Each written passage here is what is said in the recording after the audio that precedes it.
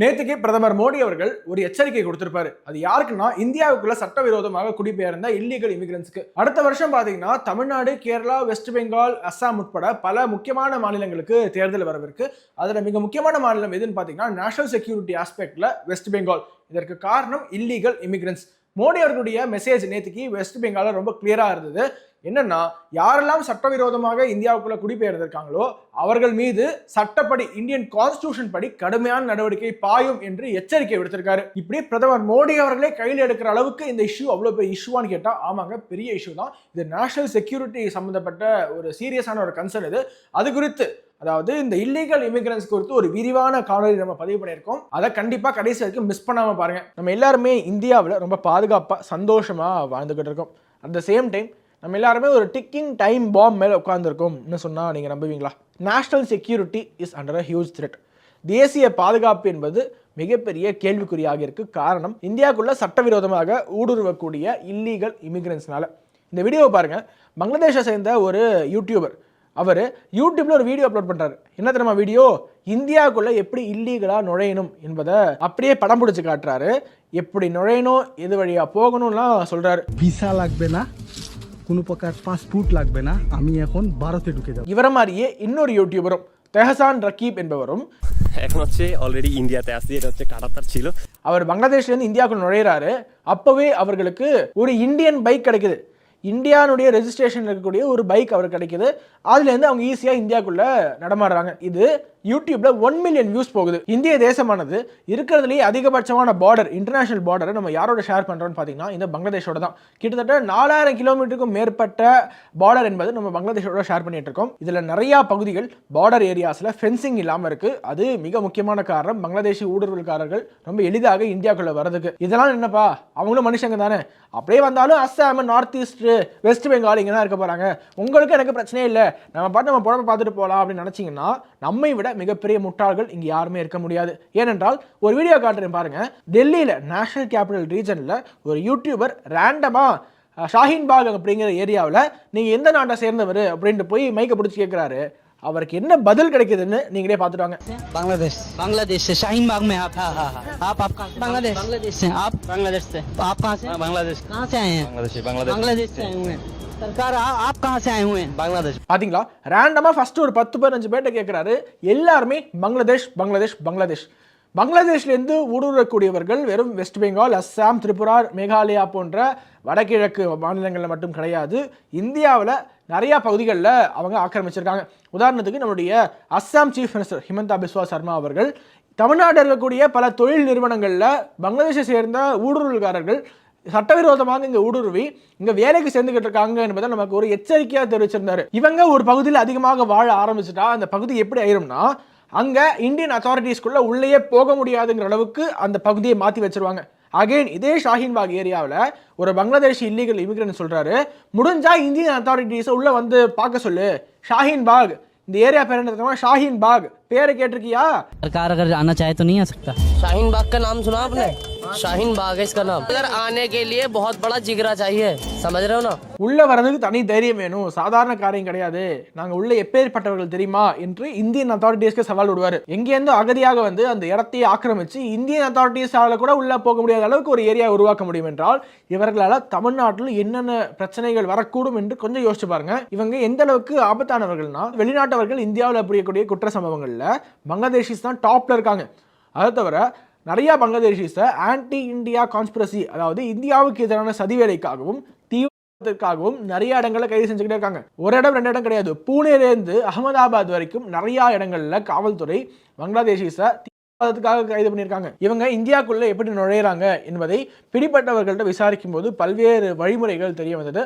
அதாவது நான் ஆரம்பத்தில் சொன்னேன் இல்லையா, 2 யூடியூபர்ஸ், அவங்க 2 பேருமே பங்களாதேஷ் இருக்கக்கூடிய கரீம்கஞ்ச் என்கிற பகுதியிலேருந்து மேகாலயா வழியா மற்ற நார்த் ஈஸ்டர்ன் ஸ்டேட்ஸ்க்கு போகிறாங்க. அங்கேருந்து ரொம்ப விரைவாக கொல்கட்டாவுக்கு போய் தங்களுடைய Aadhaar card or driving license போன்ற டாக்குமெண்ட்ஸை ரெடி பண்ணிக்கிட்டு அங்கேருந்து ரொம்ப சீக்கிரமாவே டெல்லிக்கோ இல்ல மற்ற சவுத் இந்தியன் ஸ்டேட்ஸ்க்கோ மூவ் ஆயிடுறாங்க. இது அவர்களுக்கு இருக்கக்கூடிய ஃபர்ஸ்ட் ஆப்ஷன். இவங்க தேர்ந்தெடுக்கக்கூடிய இரண்டாவது ரூட் என்னன்னு பாத்தீங்கன்னா நார்த் ஈஸ்டர்ன் ஸ்டேட்டான திரிபுரா வழியா இவங்க உள்ள வராங்க. ஏன்னா இந்தியா பங்களாதேஷ் பார்டர் அப்படிங்கிறது அங்க ரொம்ப அடர்த்தியான காடுகளால் நிறைஞ்சதா இருக்கு. அதனால உள்ள வருது ரொம்ப ஈஸியாக இருக்கு. திரிபுரா வழியா உள்ள வந்துட்டு அதுக்கப்புறமா அவங்க மற்ற மாநிலங்களுக்கு சென்றுறாங்க. இந்த ரூட் வழியா உள்ள வந்த ஒரு சில பேரை கடந்த ஜூலை 12, 2024 அன்னைக்கு போலீஸ் பிடிச்சி விசாரிக்க போதான் தெரியுது. திரிபுராவில் ஒரு ஏஜென்சியே இதுக்காக வேலை பார்க்குது. அவங்களுக்கு வெறும் 2500 ரூபாய் கொடுத்தா போறோம், இந்தியாவுக்குள்ள ரொம்ப சேஃபா உள்ள வரதுக்கான வழிவகையை அவங்க செஞ்சு கொடுப்பாங்க. இது ஒரு கேஸ் மட்டும் கிடையாது. இவங்க பிடிபட்டதுலேருந்து ஒரு 6 நாளுக்கு முன்னாடி தான் 25 ரோஹிங்கியாஸ் இல்லீகல் இமிகிரன்ஸை அதே திரிபுரா போலீஸ் அரெஸ்ட் பண்றாங்க. குழந்தைகள், பெண்கள் உட்பட. ஸோ உள்ள வரவங்க வெறும் ஆண்கள் மட்டும் வரது கிடையாது, பெண்கள், குழந்தைகள் என்று பல்வேறு நபர்கள் இந்தியாவுக்குள்ள வெறும் காசு கொடுத்து ஊடுருவ முயற்சி செஞ்சுக்கிட்டு இருக்காங்க. இது தொடர்ச்சியாக அங்கே நடந்துகிட்டே இருக்கு. வங்கதேச ஊடுருவல் பிரச்சனை என்பது ஏதோ பங்களாதேஷோட பார்டர் ஷேர் பண்ணக்கூடிய மாவட்டங்கள், மாநிலங்கள் இதுல மட்டும் கிடையாது. பார்டரே ஷேர் பண்ணாத மாநிலமான ஜார்க்கண்ட் மாநிலத்திலுமே இந்த பங்களாதேஷி ஊடுருவல் பிரச்சனை என்பது ரொம்ப அதிகமாக இருக்கு. எந்த அளவுக்கு அதிகம்னா ஜார்க்கண்ட்ல பங்களாதேஷி இல்லீகல் இமிகிரன்ஸுடைய ஆதிக்கம் அதிகமாயிருச்சு. எவ்வளோ பேர் இங்க சட்டவிரோதமாக குடிபெயர்ந்திருக்காங்க ஜார்க்கண்ட்ல என்பதை எங்களுக்கு தெரியப்படுத்துங்க, சர்வேஸ் கனெக்ட் பண்ணுங்க என்று ஜார்க்கண்ட் அரசாங்கத்திற்கு ஜார்க்கண்ட் உயர்நீதிமன்றமே சொல்லியிருக்குங்கிற அளவுக்கு அவ்வளோ பெரிய இஷ்யூ அது. அங்கே 50% ரிசர்வேஷன் இருக்கு பெண்களுக்கு, அதுவும் லோக்கல் பாடிஸ்ல ஃபைட் பண்றவங்களுக்கு.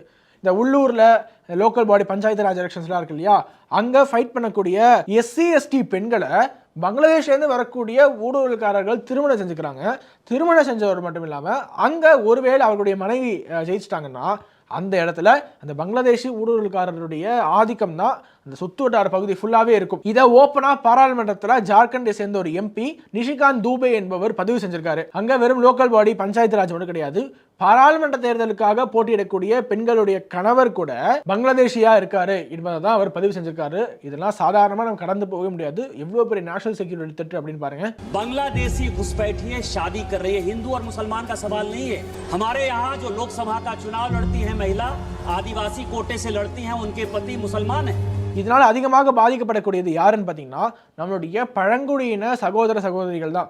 ஏன்னா அவர்களுடைய எண்ணிக்கை என்பது டிராஸ்டிக்காக குறைஞ்சிருக்கு. காரணம் பங்களாதேஷி ஊடுருவல். தொடர்ச்சியாக ட்ரைபல் பாப்புலேஷன் அங்கே குறைஞ்சிக்கிட்டே வருது, சிறுபான்மை பாப்புலேஷன் அப்படிங்கிறது ஏறிக்கிட்டே இருக்கு. ஜார்க்கண்ட்ல மட்டும் இல்லீகல் இமிகிரன்ஸ் பிடிபட்டார்கள், ஃபேக் ஆதார் கார்டு பிடிபட்டிருக்கு என்ற அந்த லிஸ்ட் எடுத்தோம்னா பெரிய லிஸ்ட் போய்கிட்டே இருக்கும். அந்த அளவுக்கு அதிகமாக பாதிக்கப்பட்டிருக்கு ஜார்க்கண்ட் மாநிலம். இன்னும் ரொம்ப சுலபமா பங்களாதேஷ்லேருந்து இந்தியாவுக்கு வருவதற்கு ஒரு ரூட் இருக்கு, அதுதான் டூரிஸ்ட் ரூட். நாங்கள் டூரிஸ்ட் வீசா எடுத்துக்கிட்டு இந்தியாவை சுற்றி பார்க்க போகிறோம் அப்படின்னு டூரிஸ்டாக இந்தியாவுக்குள்ளே வர்ற பலரும் பங்களாதேஷுக்கு திரும்பி செல்வது கிடையாது. ஒரு சின்ன உதாரணம் காட்டுறேன். இவர் பேர் ரஃபீகுல் என்று பேர், ஒரு இல்லீகல் ரோஹிங்கியா இமிகிரண்ட் என்பதை அவரே ஒத்துக்கிறாரு. இவர் டூரிஸ்ட் வீசா எடுத்துக்கிட்டு இந்தியாவுக்குள்ளே வராரு, ஆனால் திரும்பி பங்களாதேஷுக்கு போகவே இல்லை. வெறும் 2 மாசத்துல இவரால் ஆதார் கார்டு எடுக்க முடியுது.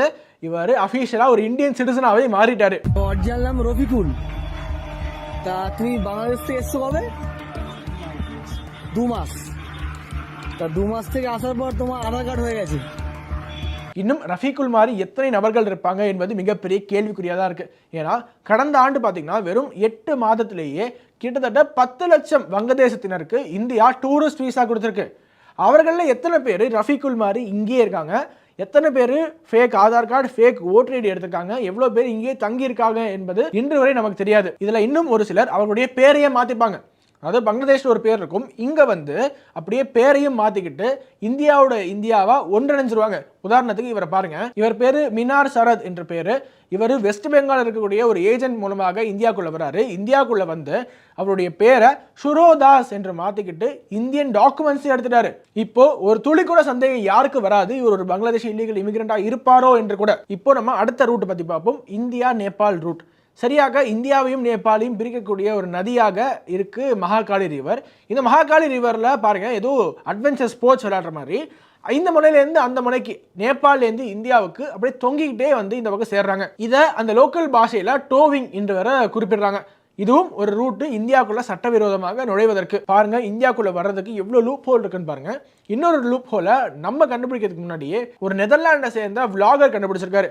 அவர் நேபாளிலேருந்து இந்தியா வருவதற்கு பாஸ்போர்ட் இல்லாமலேயே இமிகிரேஷன் ஸ்டாம்போட ஒரு பஸ்ஸில் இந்தியாவுக்கு வந்திருக்காரு.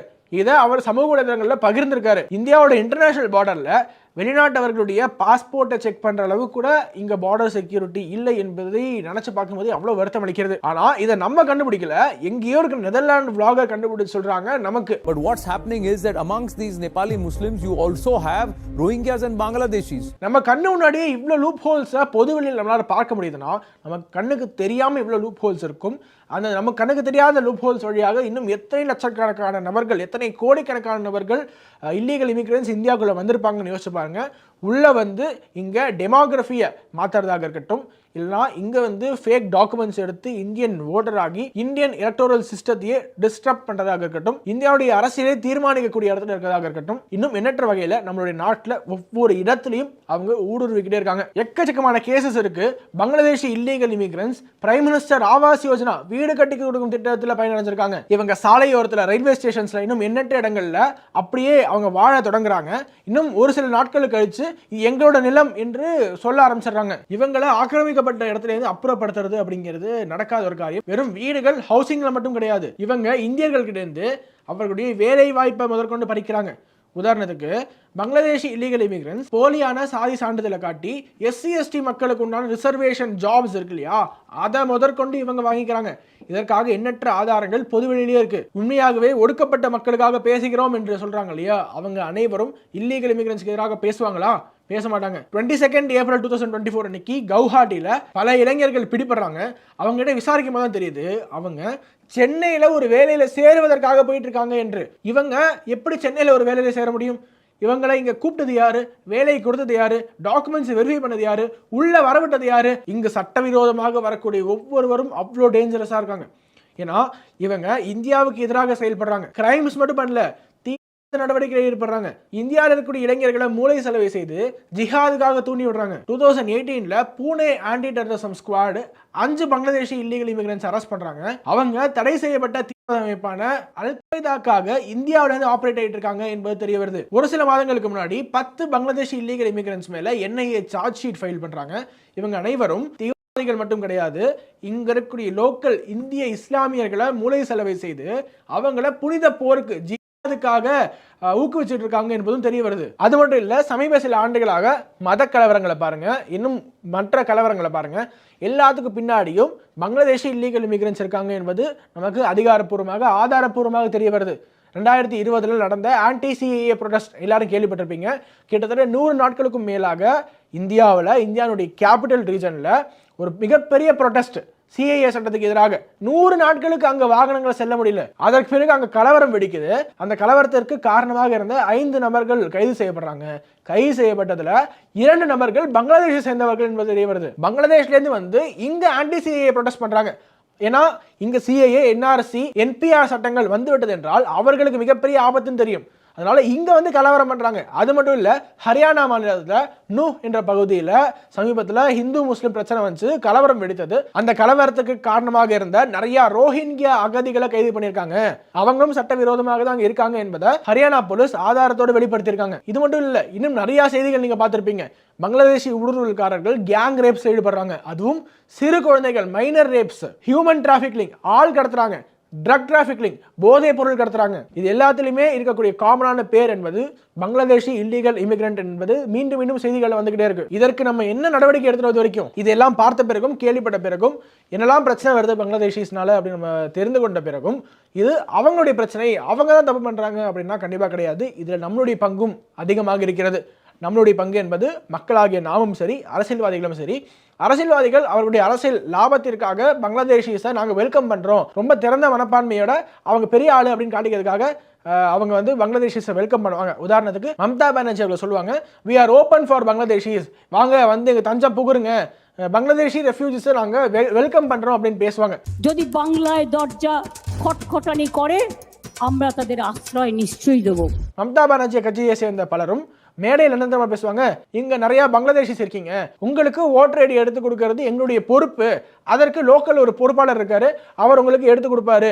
அதுவும் திரிணாமுல் காங்கிரஸை சேர்ந்தவர், லோக்கல் பொறுப்பாளர், அவர் பங்களாதேஷிஸ்க்கு இல்லீகலா ஓட்டர் ஐடி எடுத்து கொடுத்துட்டு இருக்காரு. இப்படி பங்களாதேஷிஸோட ஓட்டை வச்சு திரிணாமுல் காங்கிரஸ் மட்டும் ஜெயிக்கல, ஆம் ஆத்மி பார்ட்டி பாத்தீங்கன்னா டெல்லியில ஒரு எம்எல்ஏ, அந்த எம்எல்ஏவுக்கு சம்மன் அனுப்பப்பட்டிருக்கு. எதற்குன்னா பங்களாதேஷி இல்லீகல் இமிகிரன்ஸுக்கு அவர் தான் இங்க அடைக்கலம் கொடுத்து இல்லீகல் டாக்குமெண்ட்ஸுக்கு வழிவகை செய்தது, அவருடைய கையெழுத்து என்பதுதான் அந்த டாக்குமெண்ட்ஸ்ல இருக்கு என்று அவருக்கு சம்மன் அனுப்பப்பட்டிருக்கு. இந்த ஷாஹீன்பாக் இடம் நான் சொன்னேன் இல்லையா, அந்த இடத்தினுடைய எம்எல்ஏ அமனத்துல்லா கான் ஆம் ஆத்மி கட்சியை சேர்ந்தவர் முழுக்க பங்களாதேஷினுடைய ஆதரவு தான் ஜெயிச்சிட்டு இருக்காரு. சமீபத்தில் நடந்த மிகப்பெரிய தேடுதல் வேட்டையில டெல்லி போலீஸ் 1500 இல்லீகல் பங்களாதேஷிஸை கண்டுபிடிச்சிருக்காங்க. நினைச்சு பாருங்க, டெல்லியில மட்டும் ஒரு தேடுதல் வேட்டையில 1500 இல்லீகல் இமிகிரன்ஸை டெல்லி போலீஸால கண்டுபிடிக்க முடியுதுன்னா இன்னும் எத்தனை தேடுதல் வேட்டைகள் நடத்தினா நாடு முழுக்க எத்தனை பங்களாதேஷிஸ் இல்லீகலான பங்களாதேஷிஸை கண்டுபிடிக்க முடியும்? அரசியல்வாதிகள் அவருடைய கடமையை செய்ய வேண்டும், காவல்துறை அவர்களுடைய கடமையை செய்வார்கள். ஆனால் நாம் இந்தியர்கள் அவங்க உள்ள வராங்கன்னா யாரோ ஒருவர் இங்கேருந்து அவர்களுக்கு உதவாமல் எப்படி உள்ள வருவாங்க? அவங்க இங்க உள்ள வராங்கன்னா யாரோ ஒரு நம்மில் ஒருவர் அவர்களுக்கு ஃபேக் டாக்குமெண்ட்ஸ் எடுக்க உதவி செய்யாமல் அவங்களுக்கு எப்படி ஃபேக் டாக்குமெண்ட்ஸ் கிடைக்கும்? சமீபத்தில் செயிஃப் அலி கானை கத்தியால குத்திய ஷரீஃபுல் இஸ்லாம், அவர் ஒரு பங்களாதேஷி ஊடுருவல்காரர். 2024 ஆண்டுக்கு கொஞ்ச நாள் முன்னாடி தான் அவர் வந்து இந்தியாவுக்குள்ள வராரு. அவருக்கு ஃபேக் டாக்குமெண்ட்ஸ் எடுத்து கொடுத்தது இந்தியாவுடைய ஒரு அண்டர் கிரவுண்ட் ஏஜென்சி. இது போலீஸினுடைய விசாரணையில் தெரிய வந்திருக்கு. அப்போ நாம் அவர்களுக்கு உதவி செய்யக்கூடாது, வெறும் காசுக்காக, அற்ப காசுக்காக நேஷனல் செக்யூரிட்டி காம்ப்ரமைஸ் பண்ணக்கூடாது என்ற ஒரு எண்ணம் ஒவ்வொரு இந்தியனுக்கும் வரணும். ஏன்னா உள்ள வரக்கூடிய அவர்கள் இந்தியாவுக்கும் விசுவாசமா இல்லாம, சொந்த நாட்டுக்கும் விசுவாசமா இல்லாம, வெறும் காசுக்காக தங்களுடைய சொந்த இருப்பை தக்க வைத்துக் கொள்வதற்காக இந்தியர்களிடம் அவருடைய வேலை வாய்ப்பை பிடுங்குறாங்க, ரிசர்வேஷன் பிடுங்குறாங்க, எஜுகேஷன் பிடுங்குறாங்க, பல இடங்களை ஆக்கிரமிச்சுட்டு அந்த இடம் எங்களுக்கு தான் சொந்தங்கிறாங்க. எல்லாத்தையுமே செய்து கொடுக்கக்கூடிய அரசாங்கத்திற்கு எதிராக அவங்க செயல்படுறாங்க. இந்தியாவில் கலவரம் செய்யறாங்க, இந்திய மக்களை கொல்றாங்க, இந்தியாவில் வழிபறி பண்றாங்க, இந்தியாவில் ட்ரக் டிராஃபிக்லிங் பண்றாங்க, இந்தியாவில் ஹியூமன் டிராஃபிக்லிங் பண்றாங்க, இந்தியாவில் ரேப்ஸ் பண்றாங்க, இந்தியாவில் தீவிரவாதத்தை ஊக்குவிக்கிறாங்க, இந்திய இஸ்லாமியர்களை பண்ண தூண்டுறாங்க. இன்னும் இதைவிட இந்தியாவுக்கு ஆபத்து என்ன என்று எனக்கு தெரியவில்லை. 2016 2 கோடி பங்களாதேஷி ஊடுருவல்காரர்கள் இந்தியாவில் இருக்காங்க என்பதை பாராளுமன்றத்திலேயே கிரண் ரிஜிஜு அவர்கள் தெரிவிச்சிருக்காரு. கவர்மெண்ட் டேட்டாவே 2 கோடி, அதை தாண்டி எத்தனை கோடிகள் இருக்காங்க என்று தெரியவில்லை. அப்படி ஒவ்வொருவரும் என்ன செய்கிறார் என்று மானிட்டர் பண்றதுக்கு ஒரு சிஸ்டம் கிடையாது. இன்னும் பங்களாதேஷ்ல சிச்சுவேஷன் அப்படிங்கிறது முகமது யூனஸ் தலைமையிலான அரசு பொறுப்பேற்றவுடன் ரொம்ப கவலைக்கிடமாக போயிருக்கு. இந்திய எல்லையில அவ்வளோ பங்களாதேஷி இல்லீகல்ஸ் வந்து குவியறாங்க. அவர்களுக்கு நம்முடைய பாதுகாப்பு படையினர் சொல்லி புரிய வைக்க முயற்சி செய்யறாங்க. அப்படியே அவங்க புரிஞ்சுக்காம நிறைய ஊடுருவல் அப்படிங்கிறது நடந்துகிட்டே இருக்கு. আমরা জানি ব্যাপারটা হচ্ছে এই জিনিসগুলো আমরা বুঝতেছি, তারাও বুঝতেছে, সেটা আলোচনার মাধ্যমে সমাধান হবে. ஆனா இவ்வளவு பெரிய இந்த இஷ்யூ போயிட்டு இருக்கு. இந்த இஷ்யூவை பத்தி அட்ரஸ் கூட பண்ணாம நம்ம ஒவ்வொரு நாளும் நம்ம பாதுகாப்பாக இருக்கோம் என்று நம்பிக்கொண்டிருக்கிறோம். அதனால நான் சொன்னேன், ஒரு டிக்கிங் டைம் பாம் நம்ம உட்கார்ந்துருக்கோம். இந்த டைம் பாம் எப்போ என்ன ஆகும் என்று யாராலையுமே சொல்ல முடியாது. இந்தியாவுக்கு ஒரு நேஷனல் செக்யூரிட்டி த்ரெட் இது. விரைந்து இதற்கான நடவடிக்கைகளை மத்திய மாநில அரசாங்கங்கள் எடுக்க வேண்டும். மக்களாகிய நான் சொன்னபடி இவர்களுக்கு எந்த விதத்திலும் உதவ மாட்டோம் என்ற ஒரு முடிவை எடுக்க வேண்டும். இவர்களுக்கு ஆதரவளிக்க மாட்டோம் என்ற முடிவை எடுக்க வேண்டும். இது மத சார்பில்லாமல் இந்தியாவில் இருக்கக்கூடிய எல்லா மக்களும், இந்துக்கள், கிறிஸ்தவர்கள், ஜெயின், புத்திஸ்ட், பார்சிஸ், இஸ்லாமியர்கள் என்று அனைவருமே இந்த பங்களாதேஷி இல்லீகல் இமிகிரேஷன் மட்டும் கிடையாது, ஒட்டுமொத்தமாக இல்லீகல் இமிகிரன்ஸுக்கு எதிராக நம்மளுடைய குரலை எழுப்பியே ஆக வேண்டும். ஏன்னா இந்தியாவுடைய சொத்து இந்தியர்களுக்கே, இந்தியாவில் இருக்கக்கூடிய வேலை வாய்ப்புகள் இந்தியர்களுக்கே, இந்தியாவில் இருக்கக்கூடிய உரிமைகள் அனைத்தும் இந்தியர்களுக்கே தவிர மற்றவர்களுக்கு கிடையாது.